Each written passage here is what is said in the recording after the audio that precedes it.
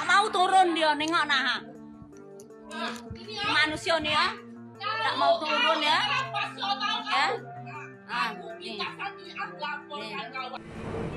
Rosdewi mencuri perhatian publik setelah video dirinya bersitegang dengan seorang konsumen viral di media sosial.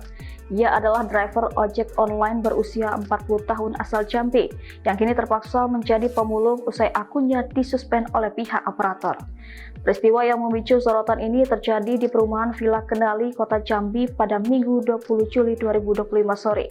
Keributan bermula saat Rosdewi menerima 2 pesanan makanan, salah satunya dari Alika Alihandra yang ia antar terlebih dahulu ke perumahan Villa Kendali. Setelah menyerahkan makanan, Rosdewi meminta pembayaran melalui QRIS. Namun notifikasi tak kunjung masuk. Konsumen mengaku hanya memfoto barcode dan mengirimkannya ke pihak lain melalui WhatsApp. Rosdewi menunggu pembayaran tunai karena khawatir pesanan selanjutnya terlambat. Setelah menunggu 30 menit, ia mengantar pesanan kedua, lalu kembali ke rumah Alika. Namun konsumen tak keluar, keributan pun pecah hingga akhirnya nenek dari konsumen membayar 30.000 secara tunai. Rosdewi tinggal seorang diri di rumah kecil yang nyaris tak layak huni. Suaminya telah pergi dan anak sematawayangnya kini berada di panti asuhan.